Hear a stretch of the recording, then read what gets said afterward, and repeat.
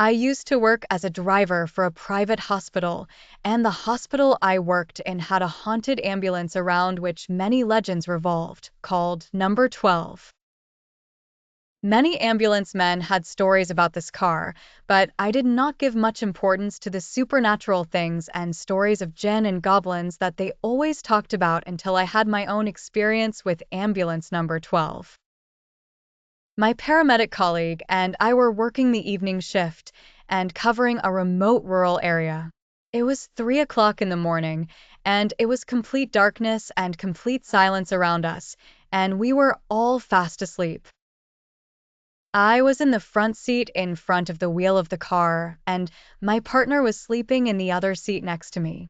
Suddenly, I woke up to a muffled sound, but I thought it was my colleague, the paramedic, talking on the phone. I told him that I was trying to sleep and that he had to end his call quickly, and I closed my eyes to sleep.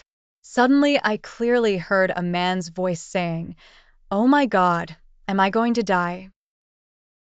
I cannot meet myself. My soul is leaving my body." And we heard the sound of someone breathing hard. My colleague and I woke up terrified, as it was neither his voice nor my voice, and there was no one but us in the ambulance. My colleague and I slowly looked at the back of the ambulance, the part where the sick and injured were transported, because the sound we heard came from this place, and as expected, we did not see anything. I went down. My friend and I checked the back of the car and did not find anyone there. We closed the back door through which patients enter and decided to return to our places in the front of the car. But after a few seconds, we heard the sound of pressure on the oxygen bottle and the sound of emission, as if gas was leaking from the cylinder. I quickly turned on all the car lights and my phone light as well, and we got out of the car quickly. I thought someone passed by and got into the car, but when did this person get in? My colleague and I inspected the car less than a minute ago, but we decided to open the back doors again and inspect the car to make sure there was a gas leak. Oxygen because it is dangerous, and as expected, we did not find anyone. I checked the oxygen cylinders and found that none of them had been opened.